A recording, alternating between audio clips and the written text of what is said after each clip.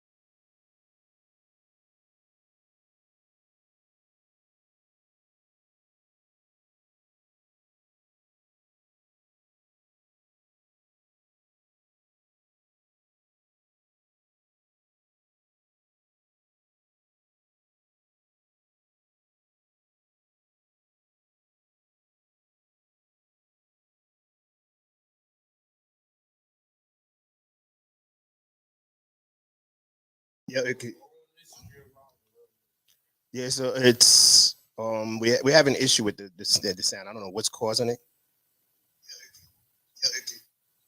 It's working now. Okay, there we go. Are we on live? I mean, are we good now or what? Do we got sound? Okay, it sounds like we got sound. So what's up, y'all? Y'all know what it is. Technical difficulties. It happens. We are here in effect. Full effect, baby. This is from the Ground Up Productions, okay? There's only one way to go from here, as y'all can see. I'm Lady Miz. This is my host.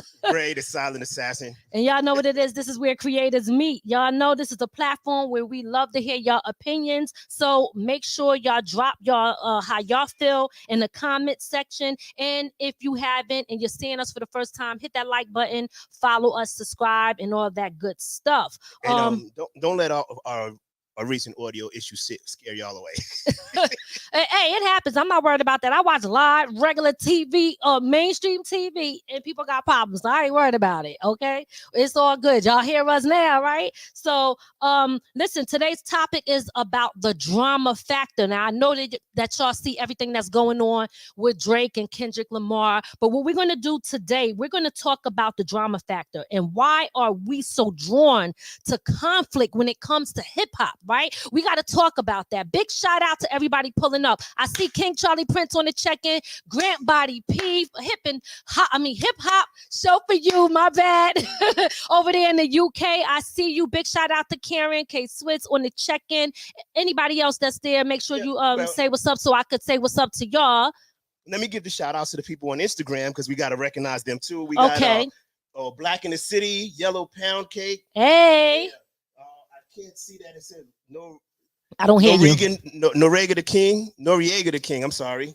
Okay, so we are live on Facebook on 4 different platforms. We are live on YouTube. We are live on Instagram, and we are live on Twitch. So here in front of me, guys, I can see everybody when they text something. I don't know if I can see the Instagram people. No, we can't so, see that. Oh, you only see it over there. Okay, so I see y'all over here on all the different Facebook and the YouTubes, and he see y'all on the Instagram. So he gonna hold y'all down over there. Listen, y'all already know it's going down. It is going down. Okay, let's get it popping tonight. It's been a minute since we've been here.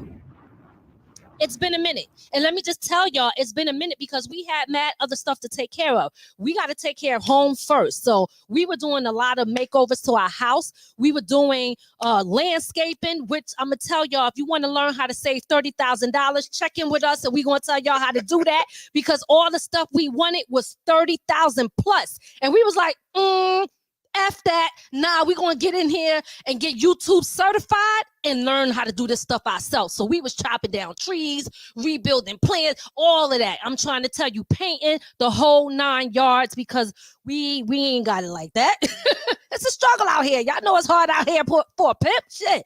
Okay. But anyway, just to let y'all know, if you are listening to us, please share. I am on, I'm shadow banned, and they keep blocking me and restricting my account. I have no idea why they're doing this to me. So we rely on our viewers to help us out. Y'all know we grinding from the bottom. This is from the ground up. So we need y'all. Come on. All right. So do me a favor. Hit the like button right now before we get started. Share this with somebody that you think who might want to engage in this conversation. And if you aren't already, make sure y'all hit that subscribe button. Now, let's get into it. Hey. You're now tuned in to From the Ground Up Productions, broadcasting around the world. Can you hear me now? Hey, can you hear me now? Yes. Big shout out to iSmiles before we get started. We had the pleasure to record a documentary for them, for their family, honoring their grandma, Nana Elizabeth Smith. So we just want to shout out the Smith family, the Smiles family, all of them. I call her Smiles. I can't help it because she still make it look easy. I got to just tell you, that's where her name come from. But I'm honored that she chose us from the ground up. When you don't see us here doing the podcast, right, we are also doing other stuff. You know, we might be covering events or doing documentaries and things like that. So listen, don't think that, what happened to the From the Ground Up Lady Miz and Ray? We ain't going nowhere. We here, baby. Stop playing, all right? But still working. We're gonna stay working. But so yeah, guys, we're gonna be talking about, like I said, the drama factor in hip-hop. All right. So let's get into it. We want to know, why are we so freaking drawn to drama in freaking hip-hop? We want to talk about the psychological factors, right? Because that's important. See, we be forgetting about that. But those psychological factors is important. And what role do social media play when it comes to the beef, when it comes to the drama? You know what I mean? So before we get into the Kendrick and Drake, because we're going to save them for last, let's talk about some of the prior beefs. Because, see, this ain't nothing new, right? This is something that's been going on for a minute. So let's go back a little bit. We're going to take y'all back. Way back. Y'all know what it is. We're going to take y'all back a little bit. Let's talk about some of these people who had beefs before, right? So I'm going to take y'all to my era. To all you hip-hop historians out there, y'all love to tell us, what we don't know. You don't know about this. You don't know about that. You was too young. Well, then put us on. I'm going to tell y'all the ones that came to our mind when it comes to the beef and what we thought about it, right? So let's first start with a friend of the show who was on the show several times, MC Shan and KRS-One. See, y'all thinking that this Kendrick and this Drake is something new, but they been going at it and when it comes to the bars, right? They've been going at it. MC Shan, KRS-One, the bridge is over, all of that. Like, listen, y'all, this shit is crazy, but we know and we respect the lyrical skills that come with this. But listen, you got to keep it on wax. You got to keep it on wax, right? So who else had the beef? Y'all put in the comment section who y'all remember who had beefs, right? These industry beefs before we get deep into the psychological part of this, right? So we got LL Cool J and Cannabis. Oh, y'all remember them too. Y'all remember them too. And I slipped up because there was one more person that I forgot to give you the picture of. And I'm so mad that I did not do this. But look, LL kind of, Cannabis was dope as F. I'm trying not to curse y'all. Y'all don't even understand what's going on here. We YouTube and all these social media is getting so freaking strict. We got to watch what we say, how we say it, and all of that stuff. So, and I mean, when the cannabis and LL beef started, it started off the 4, 3, 2, 1 come on. So yeah, because he said cannabis started that. He said he's gonna rip the mic from his arm. You talking to the GOAT of hip hop, LL Cool J? Cannabis.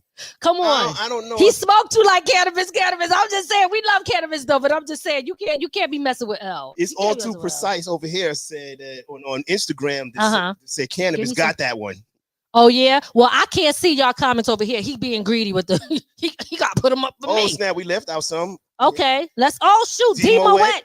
Demo Wet on the check-in. Demo Wet, you said Yellow Pound Cake. I see you. Mark on the check-in, jersey and things, clothing. He got a store. I'm so proud of that brother doing big things. Listen, we're going to get into that beef in a second. Demo Wet, we're going to circle back around, all right, to this. But I know you're going to understand when we get to that person. So, LL and Cannabis, y'all know they had the beef. No, let's talk about it wasn't for a long beef, but there was a little beef between the females now. We're talking about Little Kim and Foxy Brown, right? Little Kim and Foxy. They had some beef, y'all. They did. I'm waiting for them to pull it up. They had, I know, look, the systems be acting crazy, y'all. Little Kim and Foxy. Let me see if he can pull it. He can't get it, but I'm going to keep it moving. Little Kim and Fox had some beef. Right? So that's how that went down. And then who else we had? We had Nicki Minaj against everybody. I mean, everybody. You can't pull that up either. No, it's acting up. Look at that. Look at that. I see it over there though. Yeah, it comes up and then it disappears. So you had Nicki Minaj. Who Nicki Minaj have beef with? Nicki Minaj had beef with Lil' Kim. She had beef with Cardi B. She had beef with Megan Thee Stallion. I mean, Nicki had beef with everybody. Look, I don't know what. I'm getting mad at you. Good thing for the ones who just listen to us on audio. Y'all don't even know what's going on here. Only the ones that can see us is like, what is they talking about? So guess who I'm going to say next? Because y'all didn't already seen it. You might as well pull that back up. Okay. So we had Beanie Sigel and Jadakiss. Okay, Beanie Sigel and Jadakiss. That was another beef that we had going on. And I don't know what's going on, but that was another beef we had going on. I'm just going to keep you moving. Yeah, there it goes. Okay, because I'm like, I'm giving you the side eye over here. We had, that was another beef. Y'all know that was, look, that all of these beefs was like serious business. Now, let's not forget our West Coast friends, all right? Big up to the West Coast, all right? So there was a beef with Eazy-E and Ice Cube and all of them at one point too.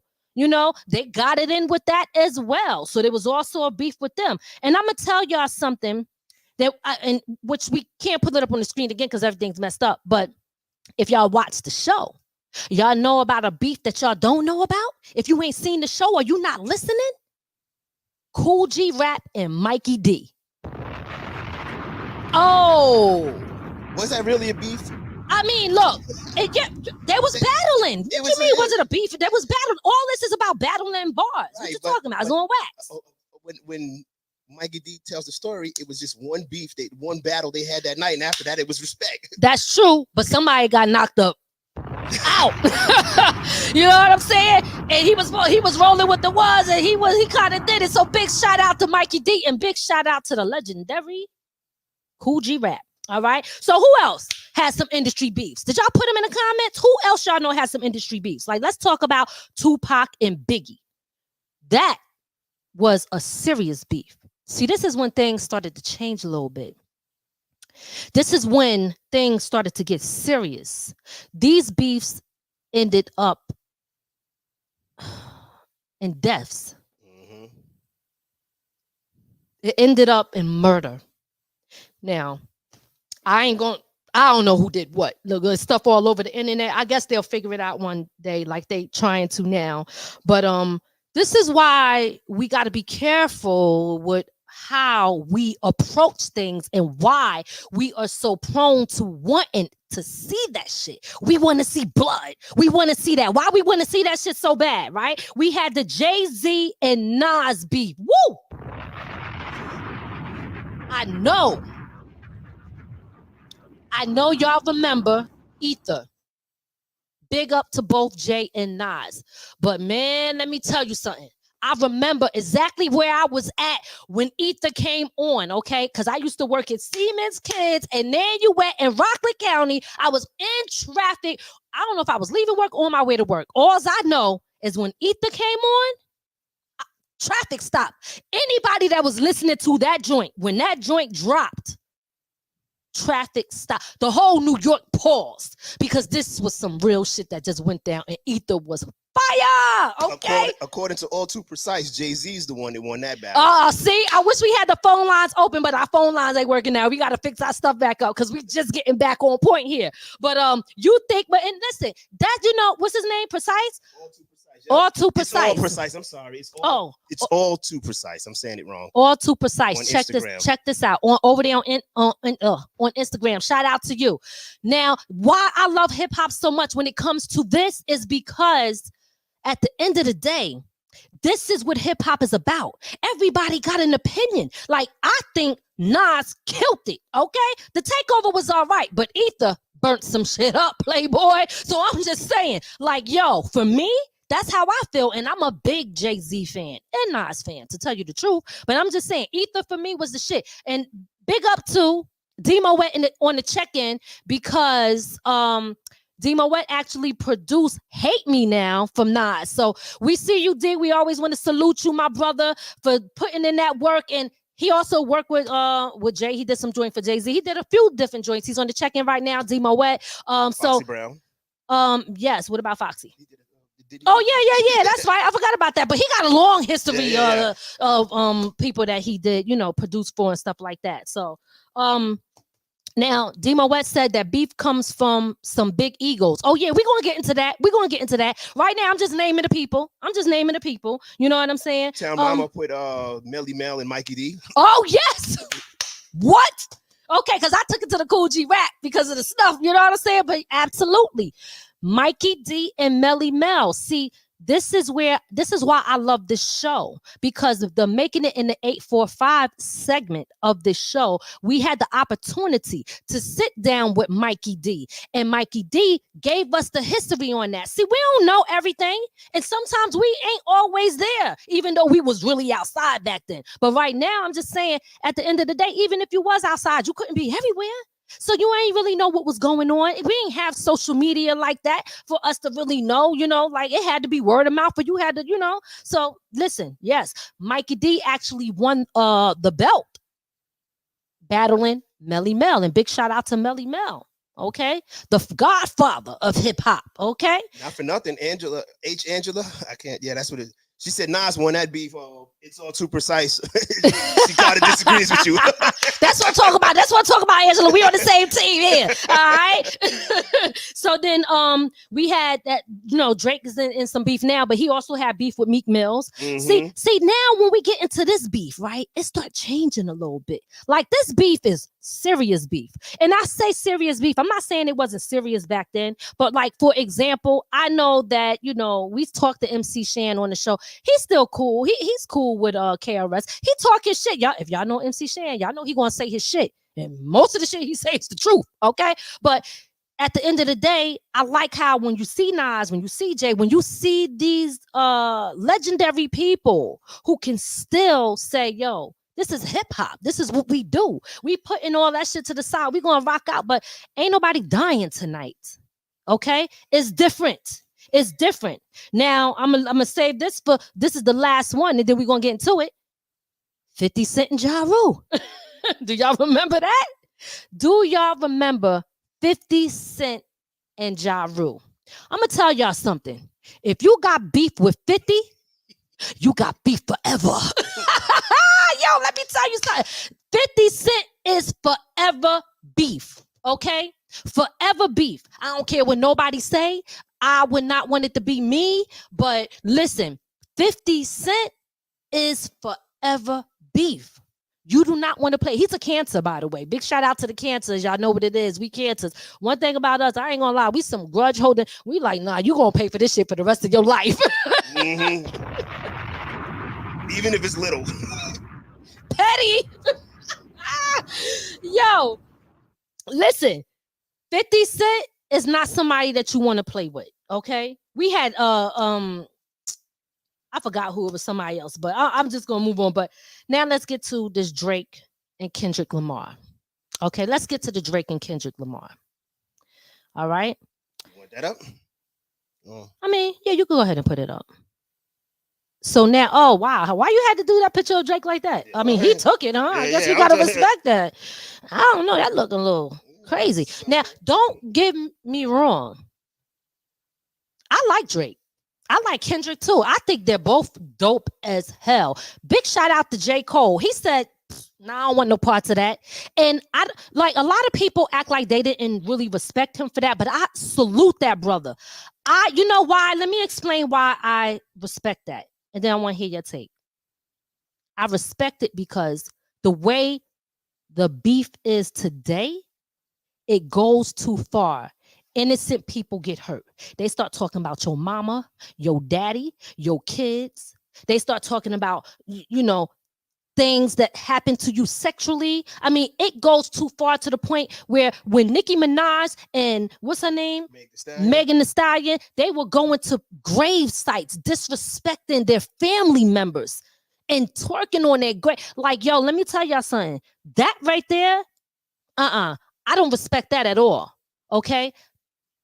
This right here, I salute J. Cole because I feel, and y'all might disagree, what he stands for, he knew he ain't really want to be a part of that. Not today. Not until we can fix hip hop, because they are making a mockery out of us. They are making a mockery out of this culture. And I don't care what y'all say. When you put people like Sexy Red on the Rolling Stone and say, this is the face of hip hop, the best artist of all time. Like, let me tell you something. They doing that on purpose. They doing it on purpose. It is a disrespect to hip hop. And I don't give a damn who like it and who don't. Okay? The hell with it. The ones who like it, good, because y'all the ratchet ones, and I don't want to be bothered with y'all no way. So what was you going to say, right? Well, we forgot a couple of beefs that we left out with 50 Cent. He had one with Rick Ross and Fat Joe. Oh, he did have one with Fat Joe. There was like the elephant in the sand or something, right? Yeah. I forgot about that. Yeah. I forgot about that. Oh my God. Wow. Yes. Oh, DMX. King Charlie Prince. Big shout out to King Charlie Prince on the check-in. Listen, when we talk about legends, we definitely got to mention King Charlie Prince. King Charlie Prince did The Roof Is on Fire, okay? He did The Request Line, which Missy sample. A lot of people say The Roof Is on Fire. If you're saying that, you need to know. Sorry, guys. I thought I had this on. If you're saying that, you need to know you are quoting that man's song. So let's give that man his respect. Let's give that man his flowers. Hold on. All right. When we speaking about that, now that we giving. Wait, did y'all just see what I did? Yeah. That was embarrassing. King Charlie Prince, did you ever have any rap beefs? Oh, yeah, that's a good question. Let me see if they've seen it. I don't think they've seen it. That's embarrassing if y'all did. King Charlie Prince, let us know if you had any rap beefs, even if it's today. You know what I'm saying? But that's good. That's a good question. So give me your take on the J. Cole, because I respect that brother for saying the way it is right now, I don't want no parts of that. It ain't about skills or the fact that I don't think that he couldn't handle himself.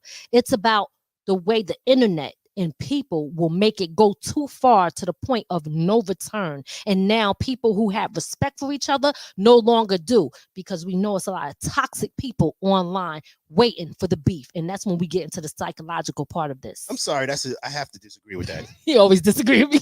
No, it's not. It's not, because you got to think about it. Tupac and Biggie was both before the internet.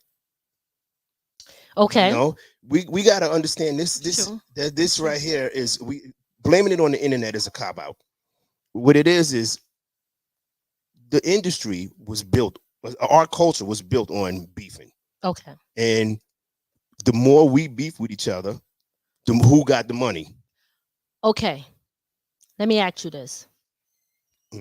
Let's first see, because now we're going to dissect this a little bit, right? Let's dissect this a little bit. You said our culture is built on.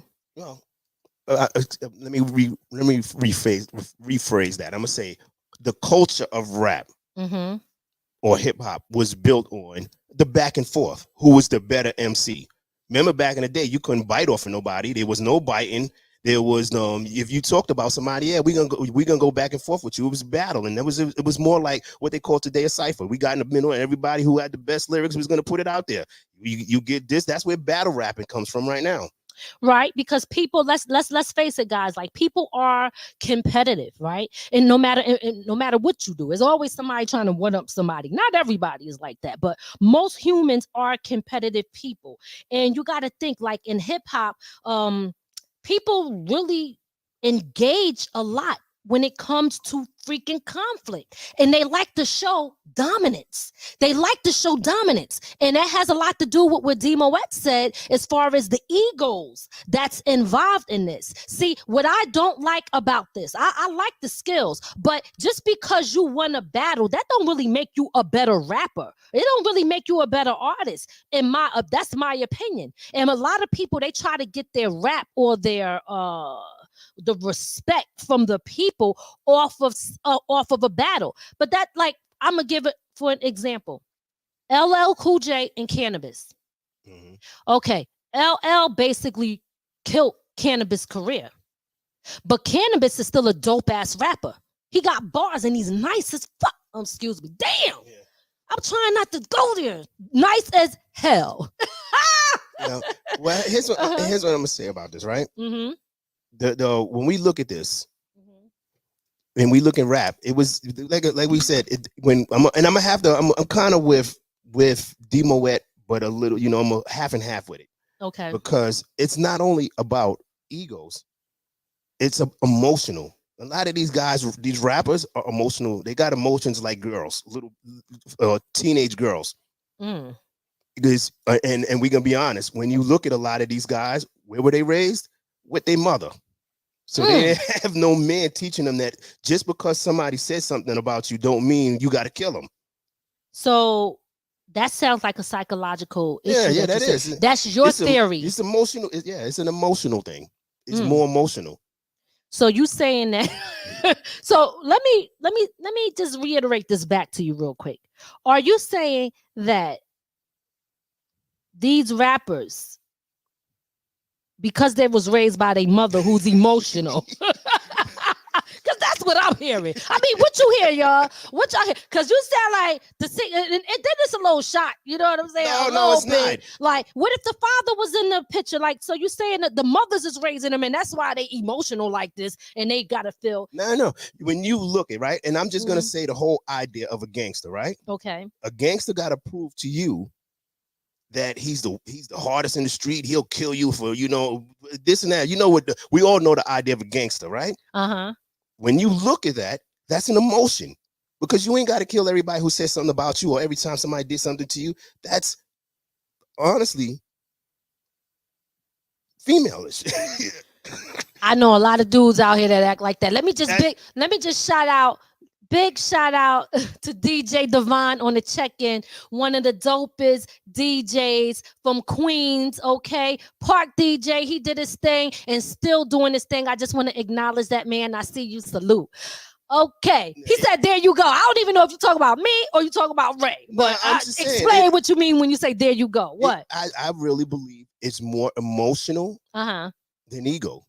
Emotional than ego. Because a lot of them can't take where, if I don't like you as a rapper, that is my choice, right? Mm-hmm. But as soon as you say that, these guys get emotional. Like, oh, who the fuck do you think you are? Excuse my language, but who you think you are to talk about my music? Like, I do. If you got people, a lot of them don't understand that when you in that type of limelight now, you're gonna have people who like you and people who don't, and you got to be willing to accept it. Some of them are gonna be your own peers.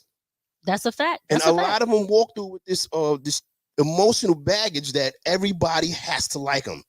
That is very true. This is why you have to like for instance, Precise over there on Instagram. I'm not sure if he's still here, tuned in, but he felt that Jay-Z won the battle. I felt me and Cassandra, I forget who the name. I'm sorry. Angela. We thought Nas won. Okay. But that's okay, because see, this is what make rap and hip hop and the culture so great because you got so many different arts and talents and you catering to different people. If everybody sound the same and they would just be, all you would need is one rapper. See, that's all you got right now, one rapper. Listen, because that's all they play. But let me tell y'all something. I'm gonna tell y'all, I always been, and this is for the ones that I did listen to, the ones I did, who I was fans of. I can't name every single body, but I'm gonna tell y'all like this. I pretty much liked everybody. And because I really love the culture and I really, really love hip hop. Y'all have no idea. I never forget the day. I know I told this when I was coming, because I'm originally from Philly. When I was coming from Philly, for the summer, because my mom moved me up to the suburbs in New York in Spring Valley. So when I moved from Philly to Spring Valley, I had went back to Philly and visit. And when I came back, I had a purse. Now, in this purse was a cassette tape that I took my blood, sweat, and tears standing by that radio on 98.7, waiting for DJ Red Alert to play my songs. I'm talking Eric B. and Rakim, EPMD, Cool G Rap, K Solo. I mean, listen, everybody, Salt and Pepper, Queen Latifah, MC Light. Yo, EPMD. I could go on and on. But the whole point is, when I lost that tape, my pocketbook, I had money in it, but I was young, so the little bit of money I had wasn't real money, but to me, it was big money. I ain't give a damn about nothing but that tape. I told my mom, my whole life is in that tape. In that bag. I cried every day. I said, Mom, I'm going to die without that. I'm going to die without that pocketbook. Everything that means something to me is in that pocketbook. And what was there? The cassette tape of all of the artists. This is the influence that they had on me. This is what made me love hip hop. This is what made it relatable to me, right? Because it was not much I could relate to, but that I could. So for me, when I look at all of this, why are you sitting here with that face? I'm listening. Okay, your facial expressions be cracking me up. Because then you throw me off. I'm wondering, what the hell is he thinking over there? I'm about to tell you. Oh God. Okay, see, now I lost my train of thought. But the whole point is, at the end of the day, what hip hop is to us and what it meant, and when I look at what's going on today, I don't even know what my thought was. I got into my story. That's crazy, yo. I lost my train of thought. But point is, for that story is that these artists, they did leave an impact, and they were the reasons why I loved hip hop so much. So when I look at what it is today, I am so disappointed. I'm like, I'm sorry. I know some people might say, you got to let hip hop evolve. You got to let this, but nah, yo. See, hip hop was a place where people can share what was going on in their neighborhoods. That was the news report. Because see, the news, the media always knew how to make our people look a certain type of way, and we didn't have no way to get our message to the people. So we talked about things that were happening from our lens and the things that was going on around us. That's how we was able to really get our story out there, right? So this is, and then hip hop started influencing everyone, the culture, the music, the way we dress, the way we talk, all of that, right? So hip hop is not just music by itself. It's so freaking much. And when I look at what they are doing to it today, I am so disappointed because I'm like, wow, how did we get here? How the hell did we get to this place where everything is about disrespect?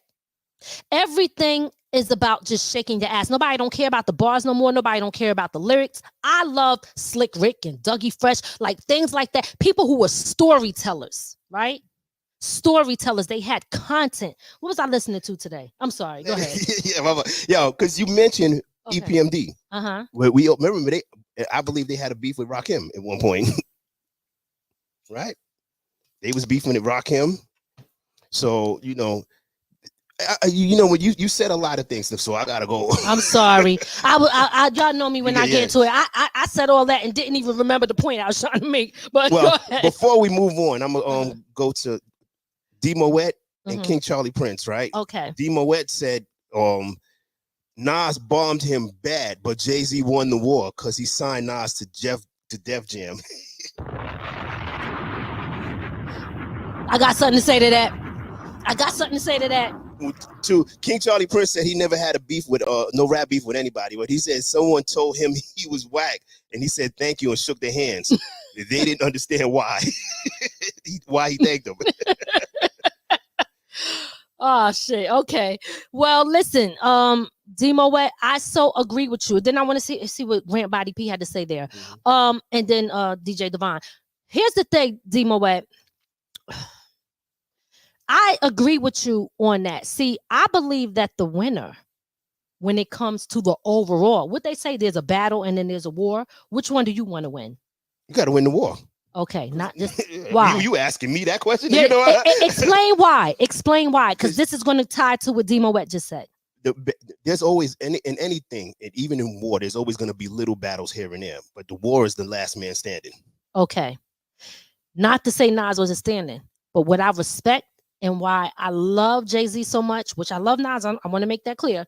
But I always reference Jay-Z. When people be like, who's your favorite rapper? I be like, Jay-Z. And they be like, oh, everybody want to pick. You can't just pick. Nah, I pick him for multiple reasons. Because I like the fact that, and I don't want to hear about all y'all Illuminati shit. Leave that. I don't want to hear it. Okay. I'm just talking about the music, the art. So when I think about Jay-Z, I look at this brother who came from nothing.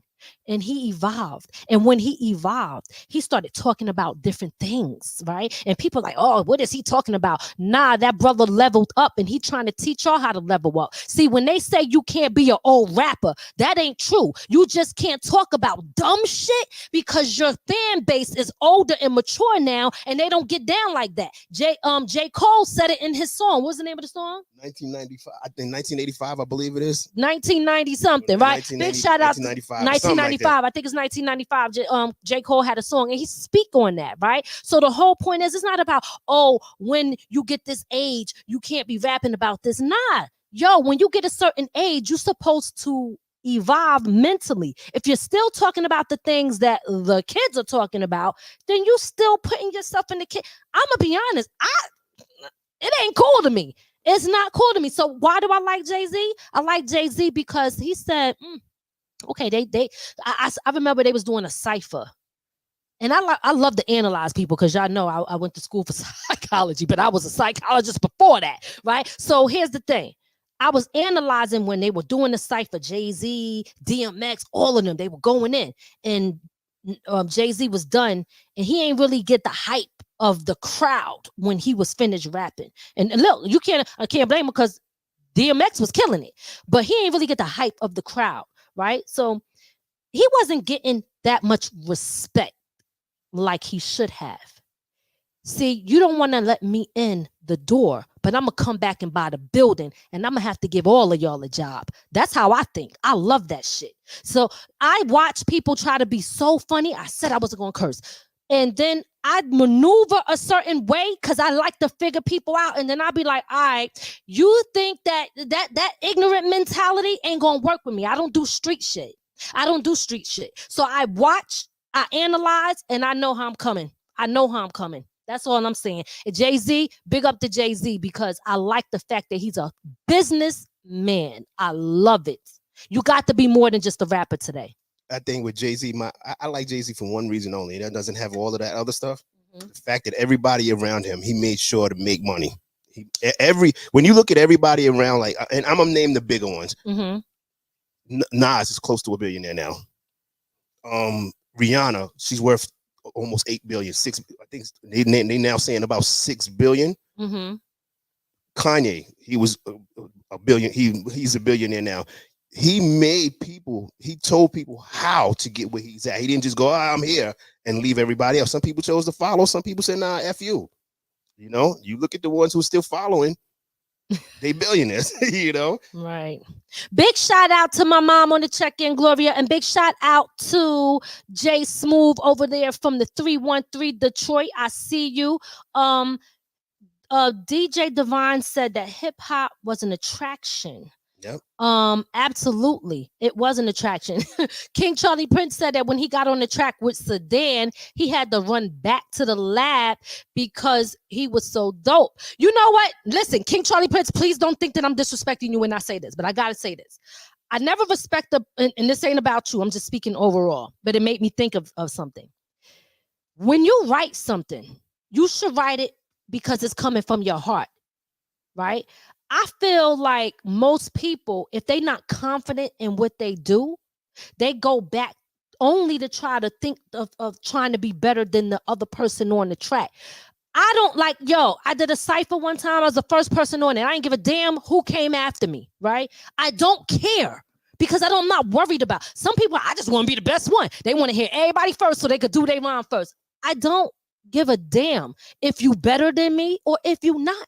I don't know. I have to disagree with that. Well, I'm just saying for me, when I'm doing something, I don't care about what other people are doing. I do it for me, for the feeling, not because I'm confident in me. I don't give a damn about you.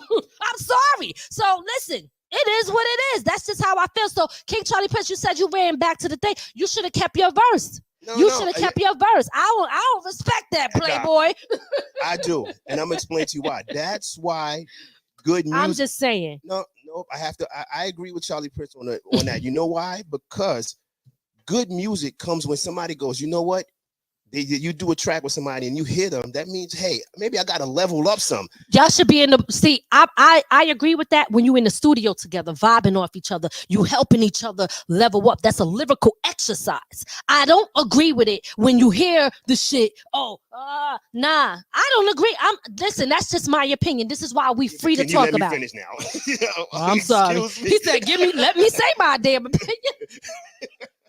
I'm sorry. No, I'm saying it because nowadays nobody's really doing it in the booth together anymore. So when you hear somebody, because you know what, Sedan could have heard that and say, you know what, oh shit, he leveled up. Let me try to do it. You know, because then they be going back and forth all day. It doesn't. No, but a song is good. It's a song is about when people come together and hear what they got. And and people say, hey, how I can make it better. The first draft is not always going to be the best one. Okay. Understood. I understand that theory of it. I'm standing on what I said. I'm telling you, for me, that's your opinion and y'all opinion, and that's okay. I'm telling you from an artist standpoint, right? I don't respect it because that means to me that you feel insecure when somebody else listen. I do songs with people. I do songs with people, and I've heard plenty of times where I think that their verse was better than mine. Matter of fact, Hood Pain. When Poppy Fortune got on that, I was very laid back on the track, right? I was very laid back on the track. Poppy Fortune got on that track and murdered it, right? His energy was so, but it's good because you had different energies, but I'm not changing my verses. Either you take it off or you keep it. I'm not changing my verse. His verse is sick. It draws you in. You feel it, and mine, I'm not saying you don't feel it, but I'm on a storytelling tip where it's more calm. His was more hype. Big shout out to Mason too. He was on there. His was dope. He had a storytelling verse too. Me and Mason, I think we still was dope, but our angle was different, more calm, and Poppy Fortune's was way more aggressive. So you probably would feel it more. For me, I'm not changing nothing. Right, but in that situation, doing it. We were everybody was kind of together when they did that. No, we were not. Yeah. No, we were not. I was by myself. Mason was by himself. When Poppy Fortune did his, he recorded his here. He wrote his already. He recorded his here. But I think that when he came here to the studio, I believe he said he had a verse already that he felt went real well with it, and he laid it down, and it did. Okay. But what DJ Divine saying? Then we're gonna get to the psychological stuff. I was just telling the young boys about that. You always hear single artists. What happened to the group? What happened to? I was just telling the young boys about that. You always hear single. No, because they aren't rap groups anymore. Oh. Because there's no money in it. Let's be honest. Everybody get jerked. Yo, I got something for you, DJ Devon. Big shout out to Teresa Gabby on the check-in. I see you. Check this out. Do what? What's his name? Dude on Humpty Hump. When he had digital Oh my God. Digital Underground. Digital Underground. I was about to say Digital Planet. Y'all know it's so many. I gotta look. I'm getting older. I be forgetting. Right. So Digital Underground. Mm-hmm.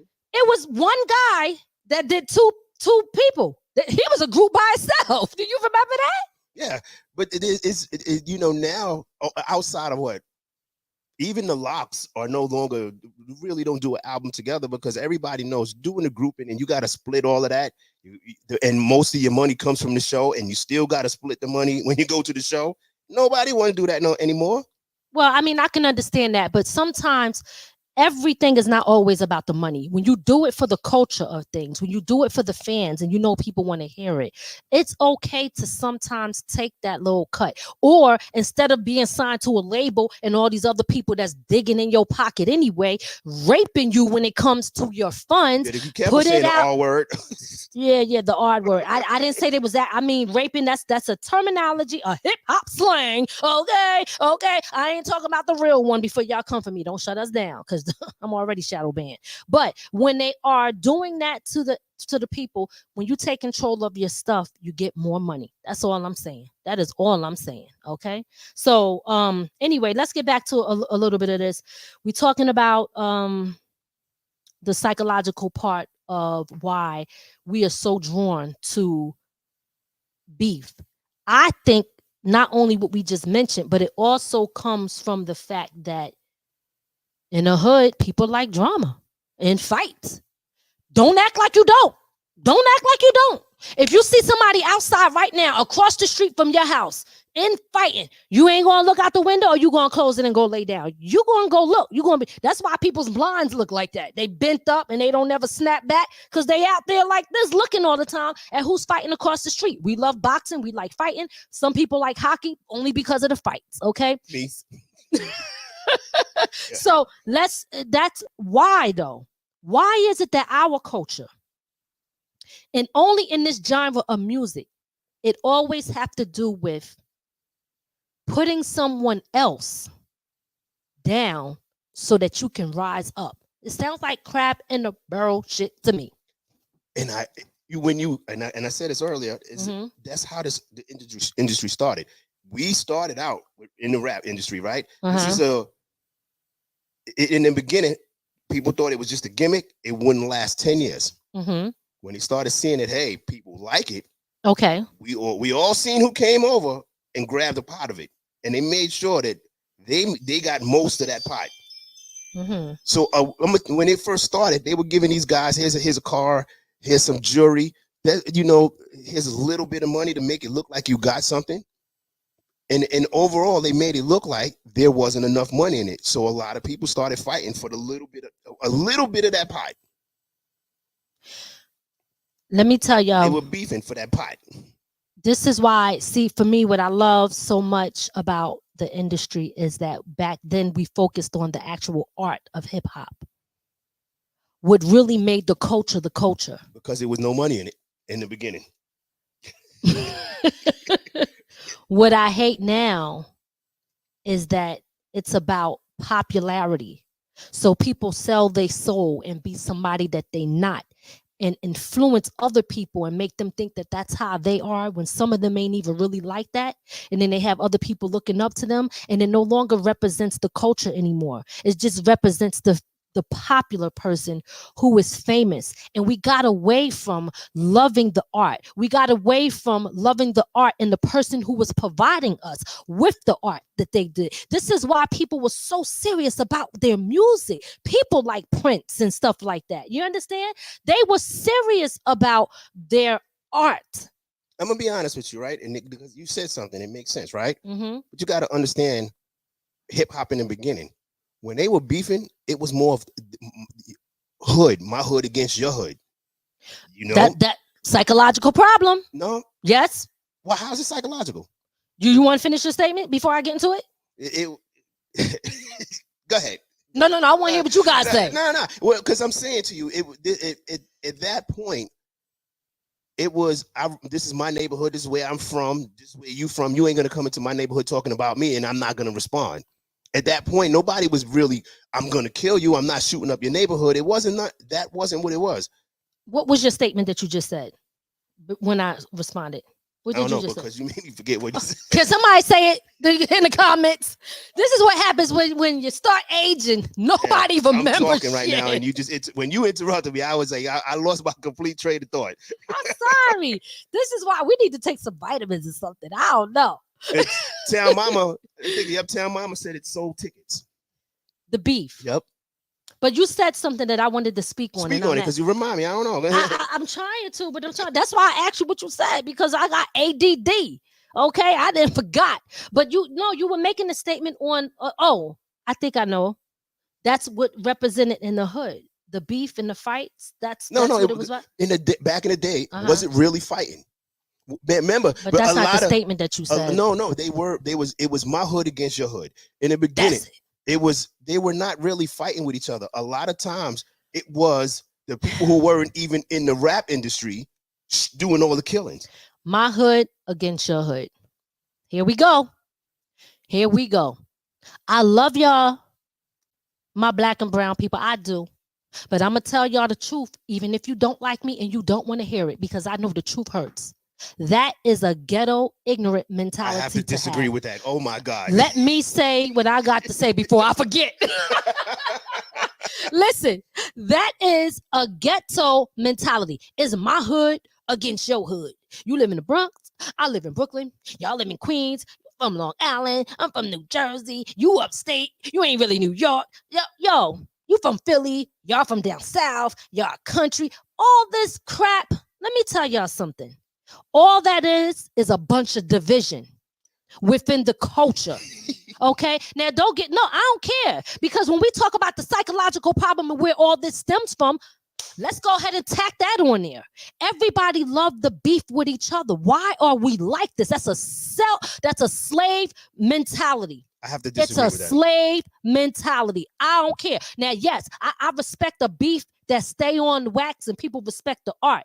Right? I can understand that. But when you talk about, it came from my hood versus yours. I said this before a while ago. Why do I, as a black woman, back in the days or even now, have to be afraid when I go in another hood because I'm from another area? I should feel comfortable and protected if my people are there. Not scared that y'all going to have beef with me because I'm wearing the wrong color or I'm in the wrong hood. It's ignorant. And if you don't like it, I really don't care. Somebody got to tell y'all it's ignorant. Okay. I have to disagree with you only because the way you sound like rednecks don't have that same issue. I ain't worried about the rednecks. Maybe they do. Listen, but it's ignorant too because it doesn't matter if you white or if you black. If you think like that, it's an ignorant mentality. Right, but it's not. When the problem with what we have always done as our people is only act like our culture is the only one that fights. No. See, that's where you're wrong. Because let me tell you something. I'm just speaking right now specifically about us, right? I never said that nobody else does this. What I'm saying is we do it. So just because you know what you sound like when somebody, if you speeding and somebody else speeding and the cop pull you over, what you gonna say? Well, he was speeding too. They don't give a damn. They got you. That's not why I'm saying it. Okay. Everybody want to tell on somebody else what they do. No, we got to take responsibility for ourselves. We can't be talking all this community stuff and see people like to make excuses for ignorance. I'm not doing that. I'm not gonna do it. Did I make an excuse for ignorance? I ain't saying you. Well, look. Because I'm saying you're talking, but you ain't listening. Because I didn't say this was about just because you use the phrase it's a slave mentality, right? So when you use that phrase, you're sticking it only on black people. So as a black man, I'm not gonna stand there and say, oh, you know what? That's a slave mentality, and it's only on black people. Let me say something. It's not about only being black people. Unfortunately, part of our culture is not the fighting. Our culture is not gangbanging. That's where the other people made it about our culture. That's not what our culture is. Let me talk to y'all about my experience. Okay. Now I'm gonna get a little personal. Some things some people might get offended about, but I'm going to tell you anyway because this is my experience. I can only tell you about what I experienced. First and foremost, I always tell y'all that I'm from Philly. I'm not saying that things was not happening in Philly, but I was not exposed to, or maybe if it was going on, it wasn't in my face, racism and all that other stuff. I didn't really understand that until I moved to upstate New York. And when I got up here, no, it's not funny. I have to let y'all know. When I got up here, I started to hear negative things about different Black people because they had different cultures. Hold on, let me just put this because I don't want to forget. Because they have different cultures. So I would hear the Black American kids talk about the Haitian kids and say things like they're dirty, they stink, they Haitian booty or African booty scratcher, and this and that, and all these different things. And then look at the colors that they wear. You know, the ignorance. Let me tell y'all another story. And I hate to like jump on and off, but I really want to say this because this for some reason keeps playing in my head. The ignorance that come from our own people. When we talk about racism, that racism is instilled in you. This country instilled it in you too, and you don't even know you got it.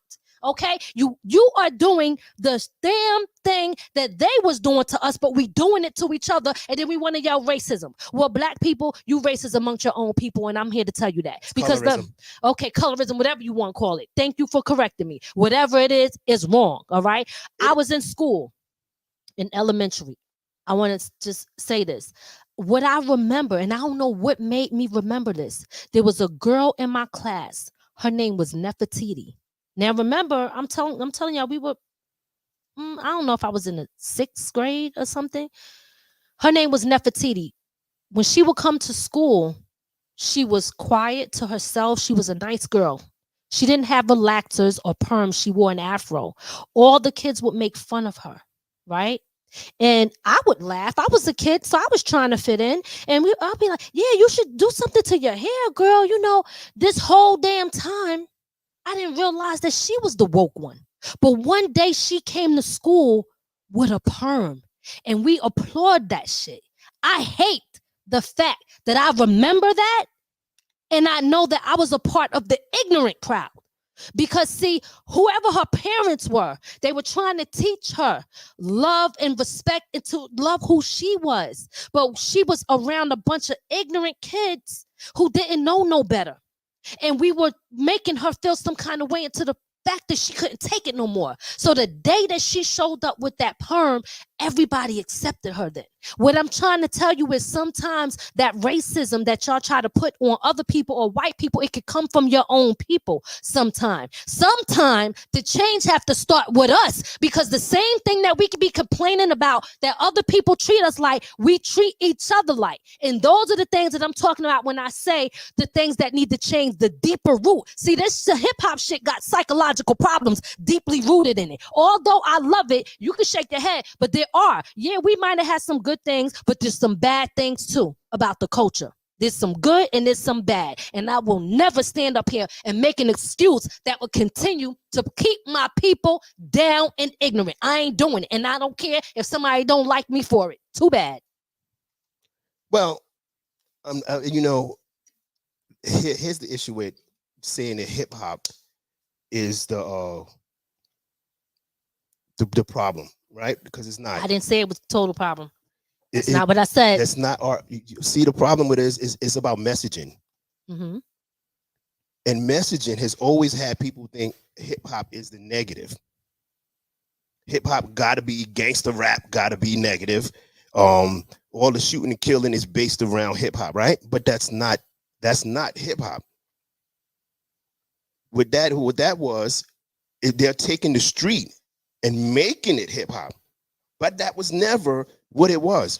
The mindset comes from that. That's what I'm saying is the people that are the influencers have a mindset like that. Wait. When we talk about hip hop, we talk about, like, listen, let me just say this. If you say you from Brooklyn, they know they want to be known to be the hardest, this and that. Right? The Bronx want to be known, we're the originators of this shit. You from Long Island? Oh, y'all suburban. Oh, you from upstate? Y'all don't even matter. You from Queens? Oh, y'all saw. For real, I'm gonna be honest. For me, I think the dopest rappers is from Queens. And I ain't from Queens. That's just my opinion, though. You understand? I always, for some reason, there was something about Queens that I always loved. Maybe when I look at things, I'm like, yo, the mindset look like it might be a little bit different. I'm not saying they don't have like different, but I'm just saying, look, that there is a mindset that comes from certain people in hip hop that sometimes is not good. And if we don't acknowledge it, how do we expect to change as a people when we talk about the psychological issues here? Right. But when we talk about the psychological issues, right, you first got to understand where the psychological issue started. Okay. So right now we're quickly just saying, oh, it's a psychological issue. And you got to remember, hip hop, when you look at who's getting paid, if it's like, and I'm going to say this to anything, when you look at football, right, when you look at baseball, you look at boxing, anything, when two people are fighting together, we got to look at who's getting the most money from it. The two boxers aren't. So when we, and let me finish, because, when we look at rap, when rap started having that issue, because they did it in all of every genre, not just rap, but every genre of black music, they made sure there was a beef with somebody. Because when they started the arguing, who made the most money? Right. But let me say that. You're right. I agree with that part of it. But let me say this. People applauded right now. Since we speaking on that, we're going to talk about social media and how the people make it spread faster than a wildfire. They make memes out of stuff. See, this is why sometimes I don't even know if the beef is real, to the point where, are they really beefing?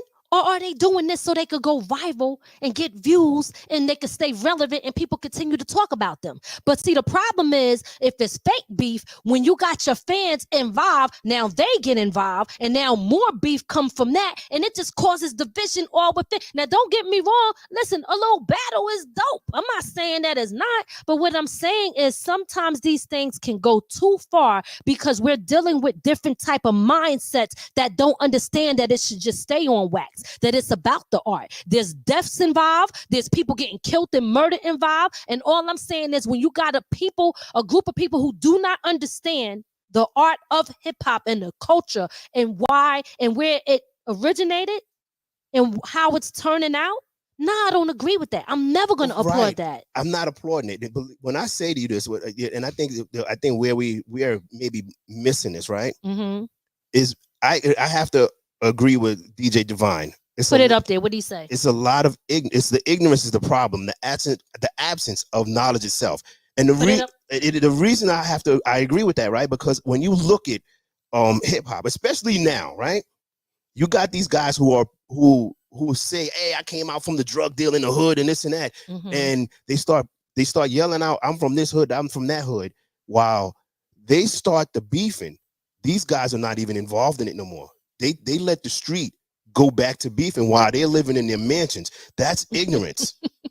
That's where the ignorance is. That's where these kids, and they're not doing it with adults, because real adults are not looking at that going, "I'm going to go out there and fight the guy over in the next neighborhood because this guy said he has a beef with him."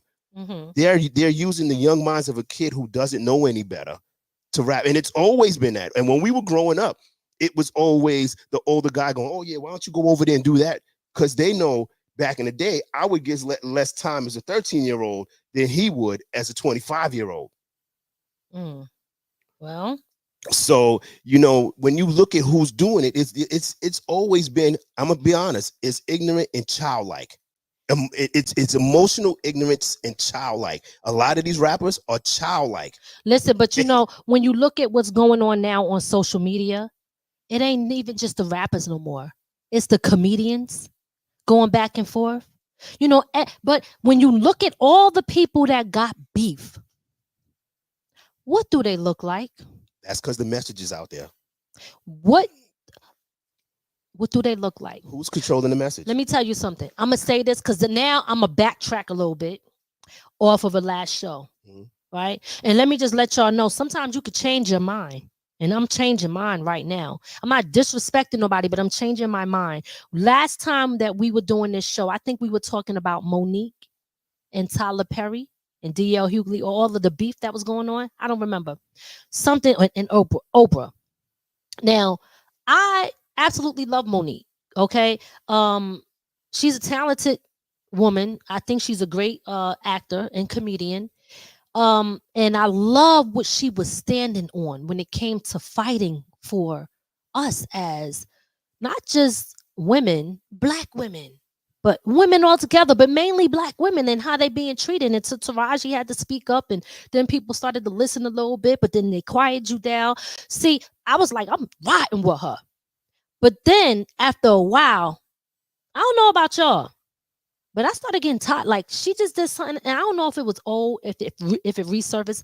I apologize for saying this, but I was like, okay, enough is enough.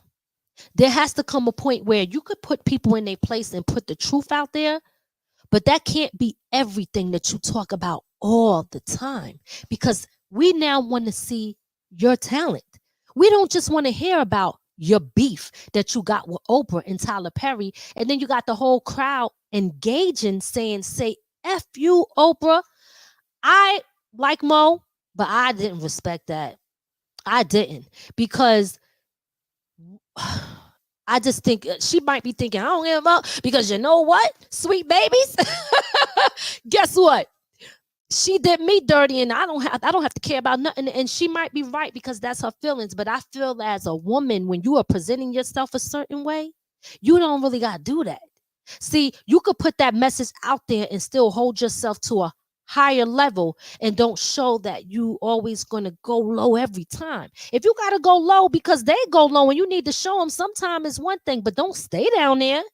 You got to come back up eventually. So I'm backtracking on that. And why did I say that and give that example? I gave that because when we look at hip hop, when we look at the culture in our genre and who it caters to, everybody that's in a certain, from actors to rappers to comedians, is all beefing. And sometimes they're looking foolish and making a fool of them damn selves. I don't know. That's what I'm saying. I don't know. You agree or you disagree? I'm in between with it. I'm gonna say this, right? Mm-hmm. When I first started, the other day when I heard Monique going on Tyler Perry and Oprah again on the Cat Williams tour, I was like, oh, she's doing this again, right? Mm-hmm. And then I thought about it, right? Though it is annoying, people rely, those kind of people, the people who take advantage of people, rely on you just giving up and the people being tired of hearing it. That way they continue to get away with the stuff they do. So I can understand that. Even though I may be tired of hearing it, her keep putting that message out there that we keep trusting these people and giving them our money, but they're still holding our people back. That message still has to keep putting out there. Well, let me say this. I agree with what you said. Okay, we agree on something. Okay, I agree with what you said, but I will say this: in the defense of anybody, whether you have a bad contract, a music contract that you signed that you didn't read, or if you accepted an amount and then later on came back and said, I'm being played. See, you should have a good lawyer. You should have a good team, good representation, and you should stand on what you feel you deserve from the beginning. If you accept something, then is it really their fault or yours? Now, if you come back and say, hey, I should be getting paid more and I want more to move forward, that I believe that's your right to do it based on your contract, right? But you cannot, my thing is, don't accept it because they do deserve more. Are you freaking kidding me? I love that she's fighting for what they deserve. I love that they're doing that, but my thing is like, yo, you don't accept it. No, Stop accepting it. I think with Monique, right? Her original beef didn't start with Tyler Perry and Oprah, because what initially of Oprah's biggest beef was, as a Black woman, she makes better jokes and she's been out longer, and Netflix wouldn't pay her. And then that's when Oprah and everybody was telling her to be quiet. Oh, okay. She was standing up to Netflix saying, no, you're not just going to pay me pennies when you're paying other people do exactly what you're asking me to do. I've had more time, more followers, more people seeing me, more. I've been years in this, and you're gonna pay me less than somebody who's been in here for a while. When she started speaking up, even Steve Harvey was like, "You just need to be quiet." No, I do remember all of that, and I'm not saying anything about that. My whole point is this: speak up, stand up, continue to do that. But don't accept things and then complain about it later, or back out and say, listen, I'm not doing this because you're not treating me right. And the problem with that is, see, and I said this before, I understand that some people have more money than others, but I do firmly believe that anything that somebody else is doing for you, you can work hard to do it for yourself. A lot of times people get complacent, or I probably shouldn't say it like that, but they look and they think that the only opportunity they will have if somebody give it to them. How about trying something different? Seeing if it's any way that you could work just as hard as they did, because there was a point when they wasn't at that level. They were somewhere else and they had to get to that point. So maybe you could work just as hard to get to that point without giving Puffy any. Let me stop. I want to play it. All right. I'm joking.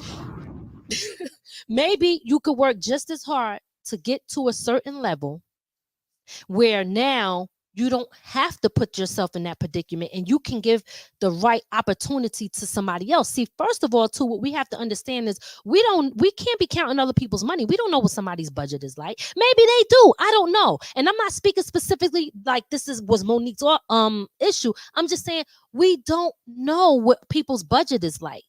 But speak up for yourself. Stand up for yourself. Put yourself in a predicament to say, you know what? I'm going to see if I could do this on my own. If I got supporters, I got followers, y'all know who I am. Let me try to get to this point. Let me try to make this or do that. Let me hire a team. Do it. Right. But here's what I'm going to say something, because I have to tell Mama said she wasn't doing it for everybody. She was doing it for herself. So, and I don't mean that in a disrespectful way, but you got to first fight for yourself before you fight for everybody else. So when she got on Netflix saying, hey, this is what I deserve, what's wrong with that? I don't see nothing wrong with it, but I kind of disagree, Town Mama, a little bit. She might have been doing it for herself, right? She might have been doing it for herself at that time. But sometimes when you fight for something specifically that's happening for you, it can trickle down and be a benefit to the ones coming after you. So that is what I've respected about Monique. What did DJ Devon say? He said, I agree. She is still dealing with recurring pain. Yes, I 100% agree with that. 100%. And Ronald Martin, is that DJ Russ? I don't know. That's the entitlement some people have. Here's what here's what the thing. When you work hard, you put your name out there, you should have an entitlement where I believe this is what I deserve to get paid. That's like right now, right? Uh-huh. I'll use Denzel for an example. We all know Denzel's a great actor.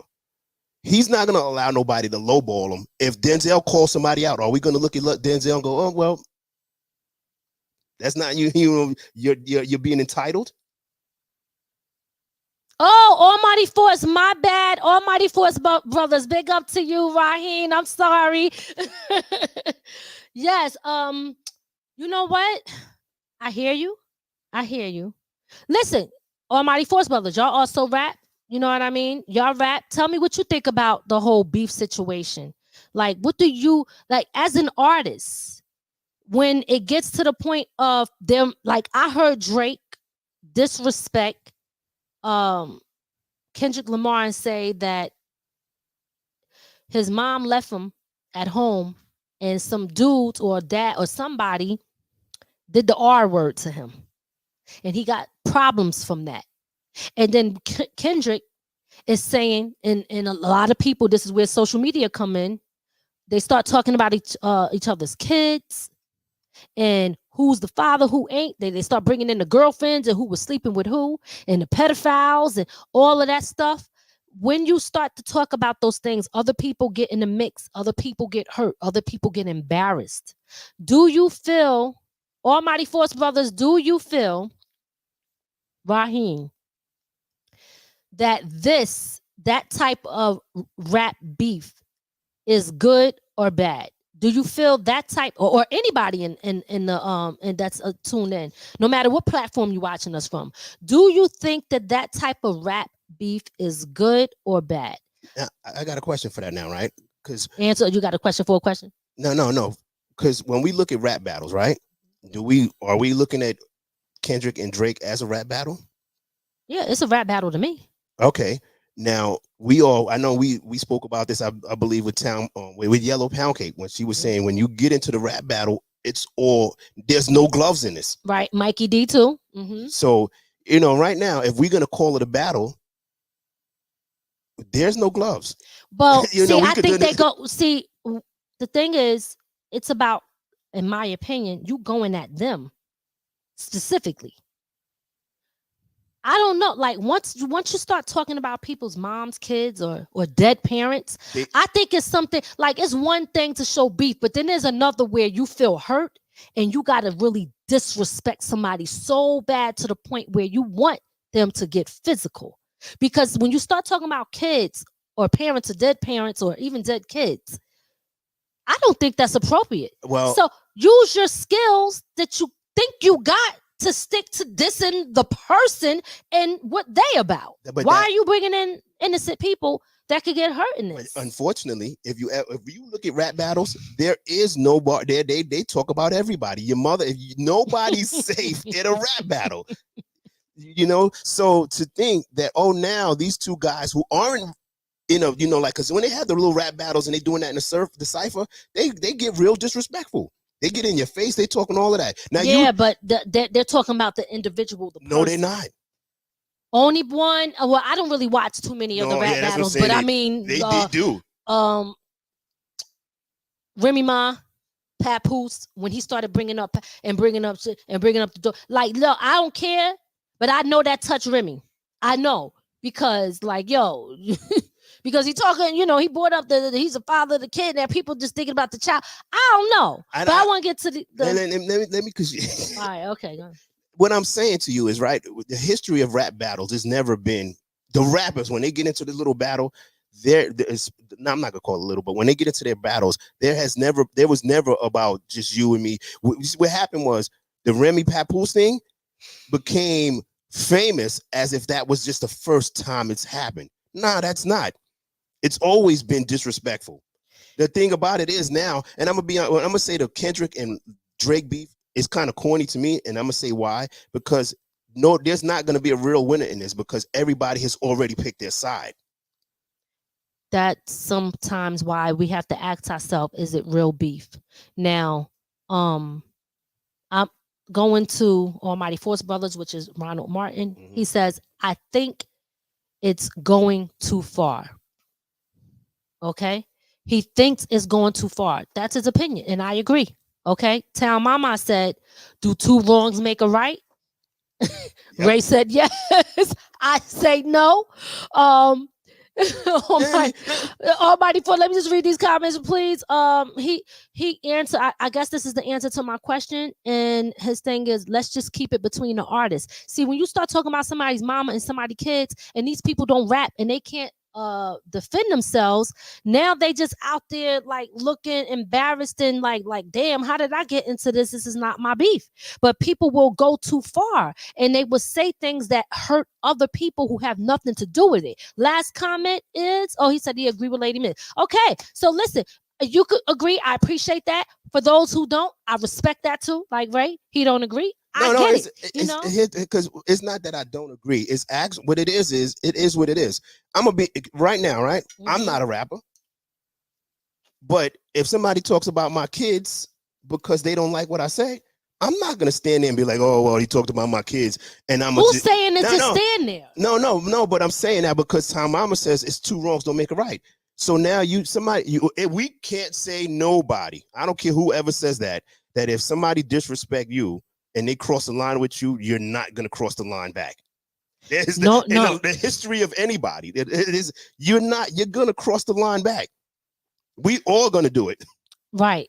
But what you're saying is the response. I'm talking about the initial statement. A response is out of defense of what somebody said to you from the beginning. Okay. When it goes too far, like it has already gone too far. Look, I was talking to a friend of mine who's also an artist. Okay.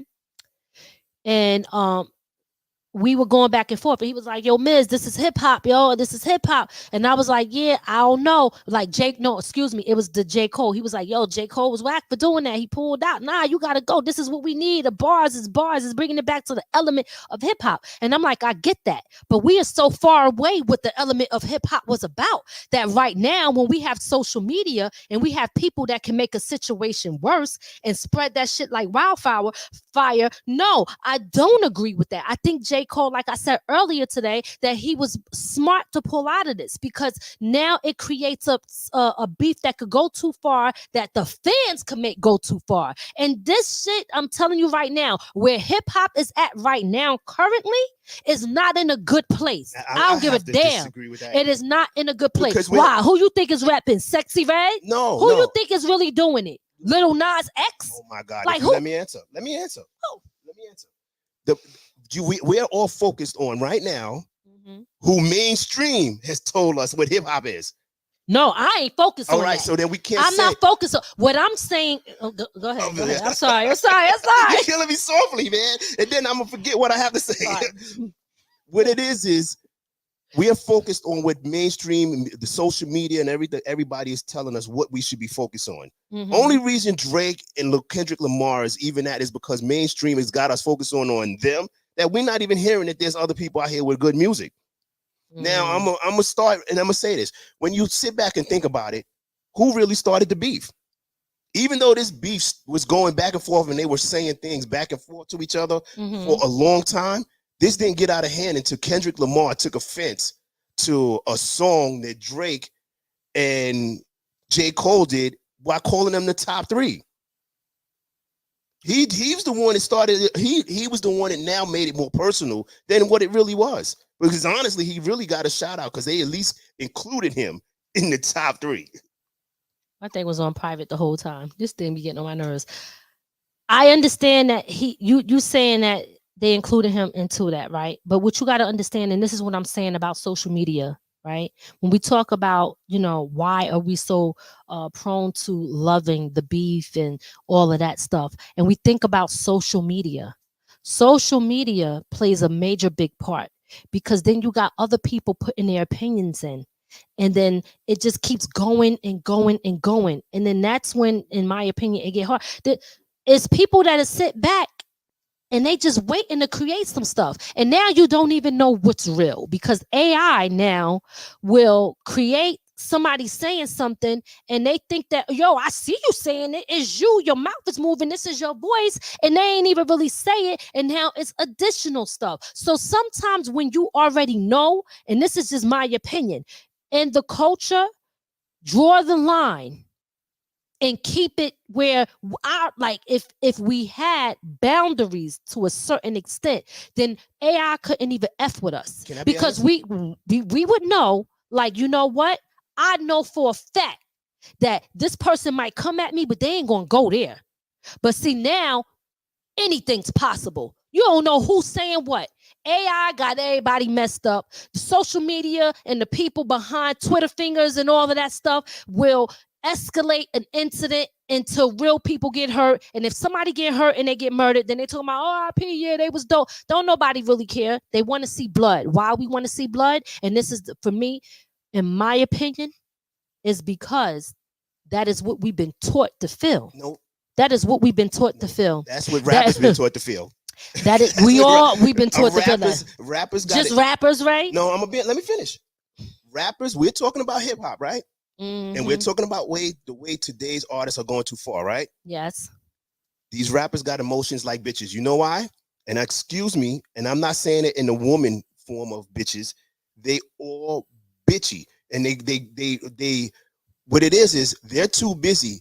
If you let somebody on the internet that don't know you gas you up to get into a beef with somebody over something that's on the internet, that's an emotional bitch. Let me say this to y'all. I'm gonna say this real clear. In a beef in hip hop, when it comes to battling, if you lose, it can damage your career. It could damage your career. So when you sit there, ask Cannabis, when you sit there and you say, Cannabis let that happen.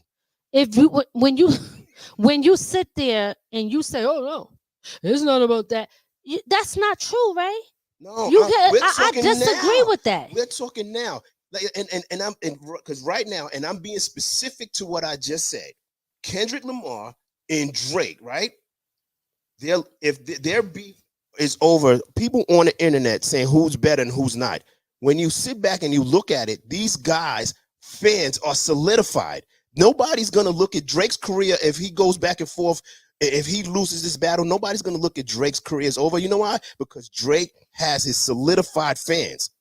So does Kendrick Lamar. And when you look at them, it's split even down the middle on who thinks who won.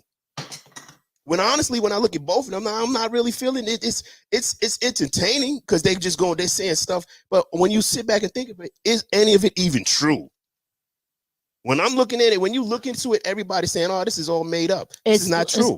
Well, everything ain't made up. When we talk about Rick Ross and D1, you know what I mean? That was something. Listen, that was shaking some shit up. I was specific on who I was talking about. I'm talking about Drake and Kendrick Lamar. I don't their stuff. When you hear them rapping back and forth, when you hear it, their stories of what they're saying about each other.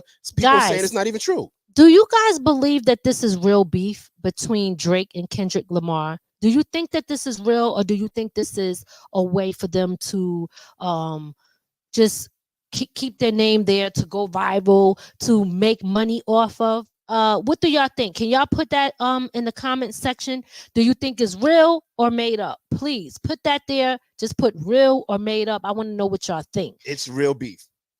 It is. It is. This is real hatred towards each other. But the problem with it is their hatred now, and this is what I was trying to say to you, their rap going back and forth, or now what they're saying are based on lies on each other. So they're saying, their rap, whatever Drake is saying about Kendrick Lamar is saying, oh, that's not true, and vice versa. Because people, and this is where I talk about the social media part that plays a role in this, because people start making up lies and rumors and gossip. They start creating fake photos and fake things to show stuff.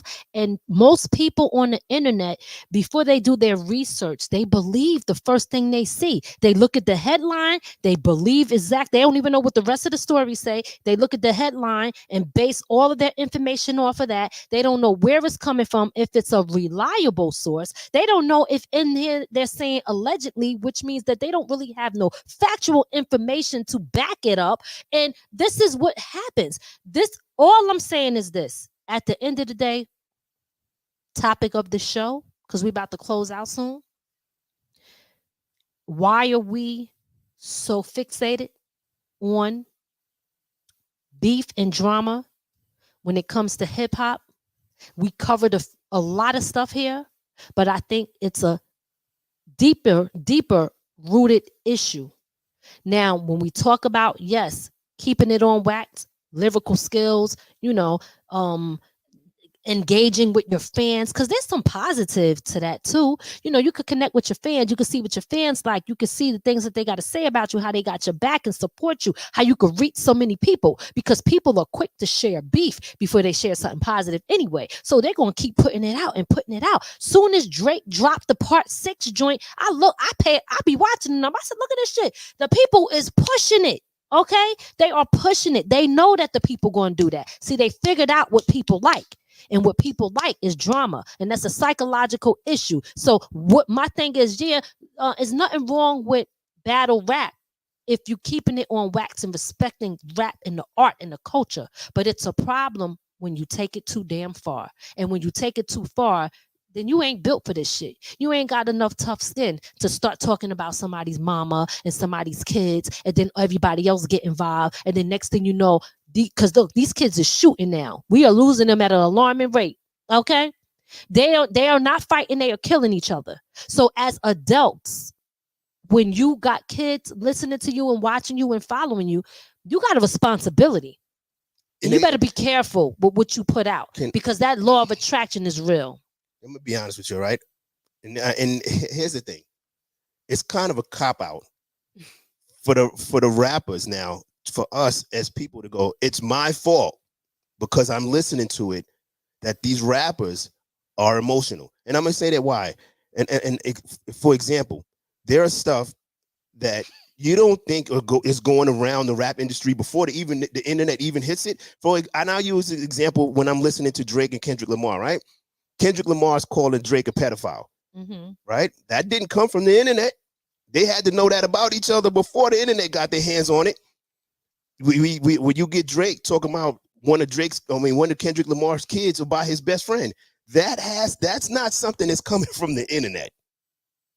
These rappers take their money, and I've always heard this about these rappers, and especially nowadays, right?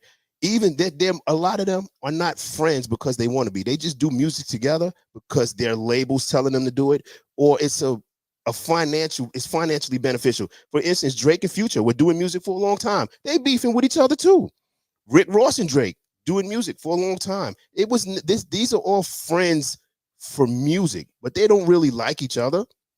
So you think that now when they how do you know that? They said it. Just because they said it don't mean it's true. Look, I don't believe everything I hear on this. right now, right?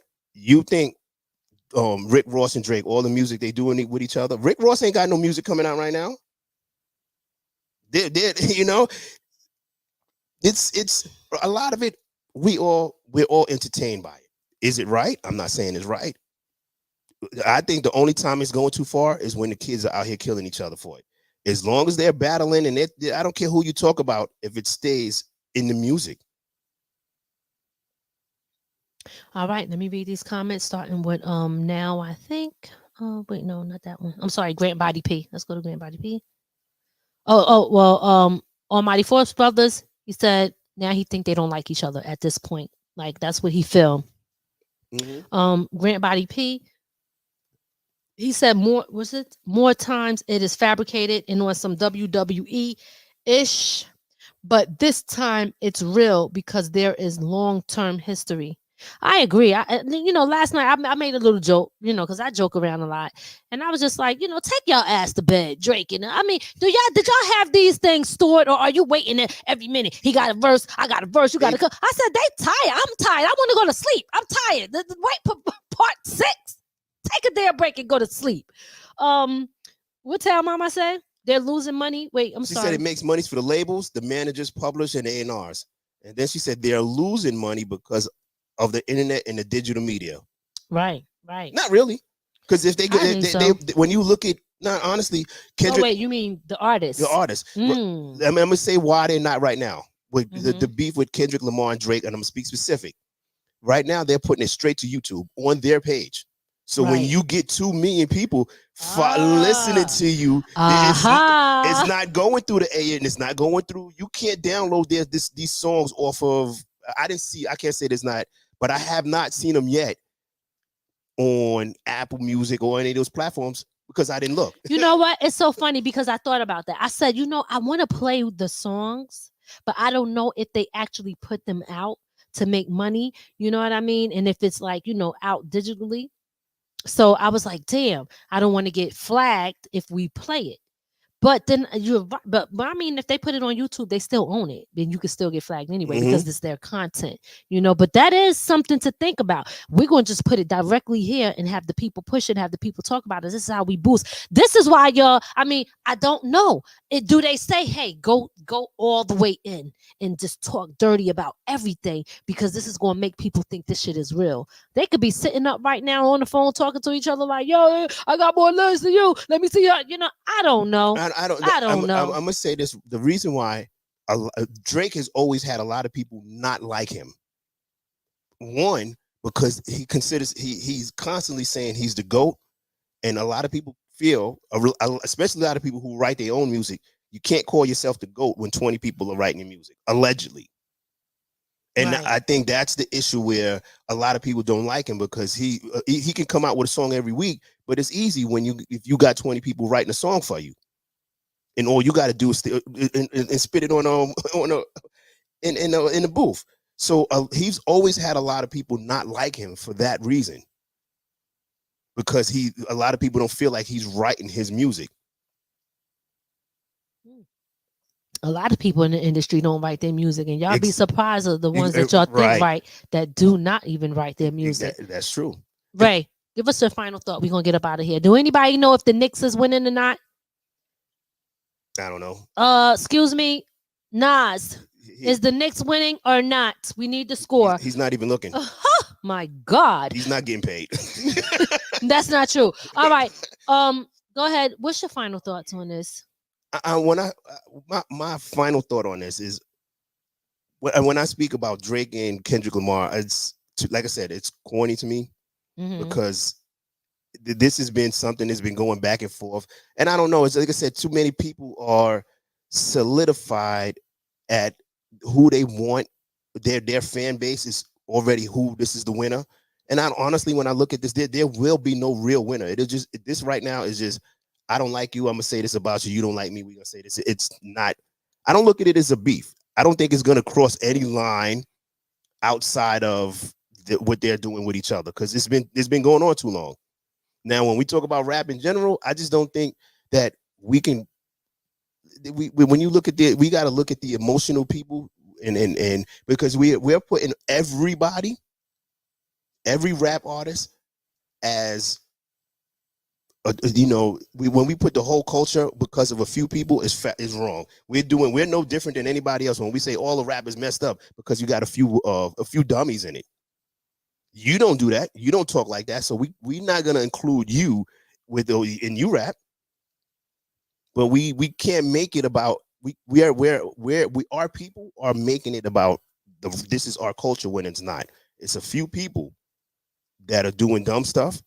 You got a lot of these kids dying before they're dying before they even get the chance.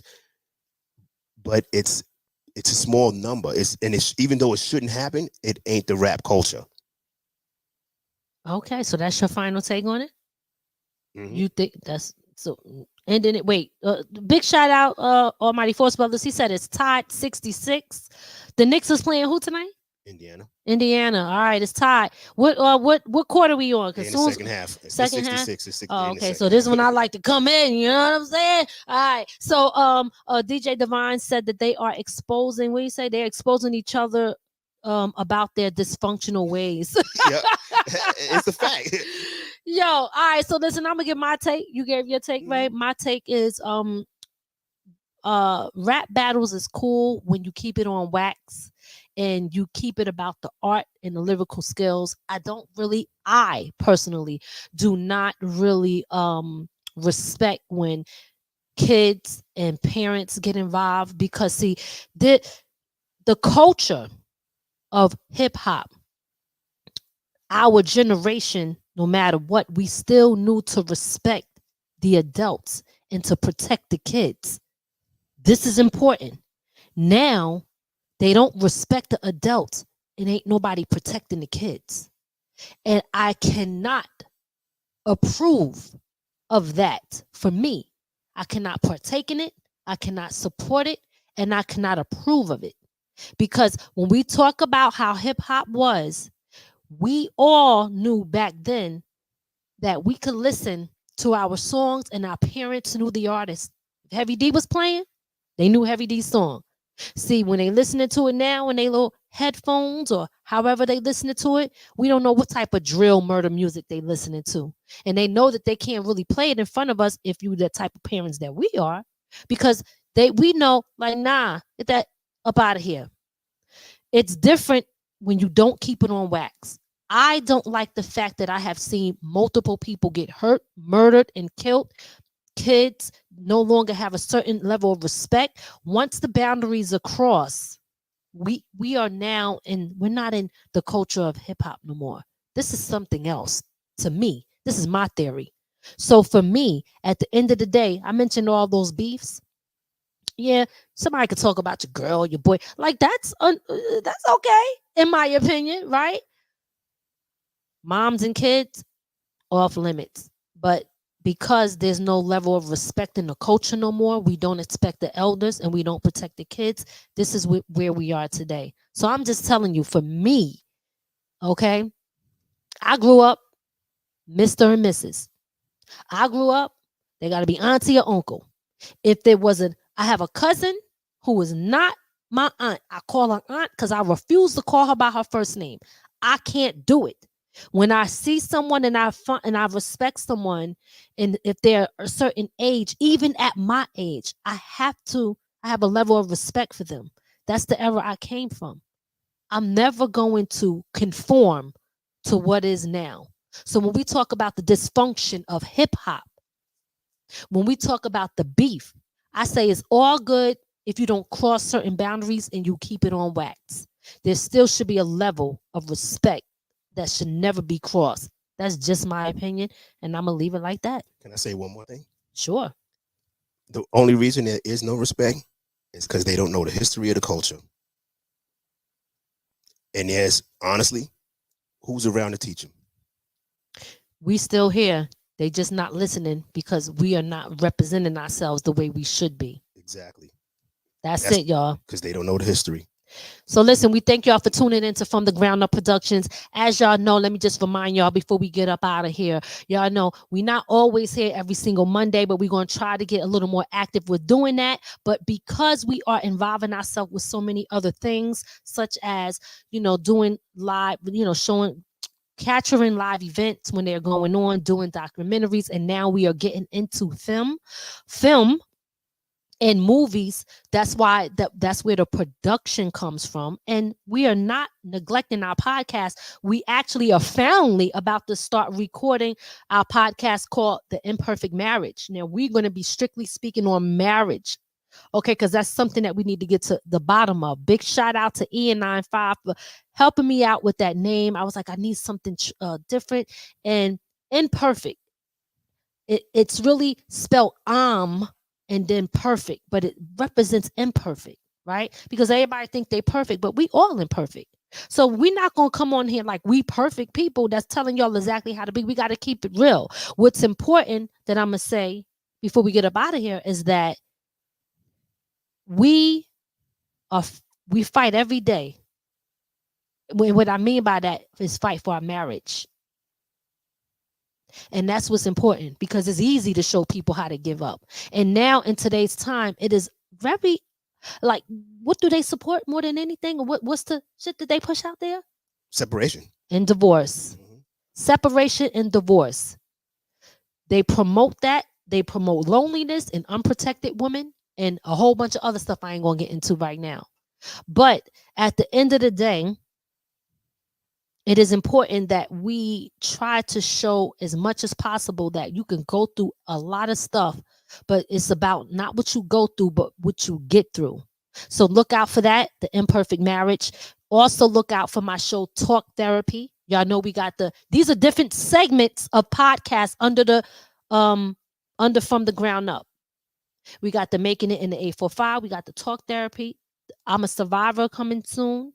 So there's different segments that have a specific niche to it that y'all can look out for. We thank y'all for tuning in. Again, we hope that if you haven't right now, hit the like button. If you're not subscribed to our YouTube or to our channel, please hit the subscribe button and notification so that you can stay in tune to what we have going on, and share this with somebody who you think will enjoy what we were talking about today, or may have an opinion that they want to put in the comment section and let us know. Again, appreciate y'all. Thank y'all for tuning in, and we going to see y'all when we see you. And that's that. Peace. Peace. We hope you enjoyed your time with From the Ground Up Productions. We'll see you next time. Be sure to add our channel to your Roku list and listen to us on all streaming platforms. From the ground up. From the ground up. There's only one way to go from here.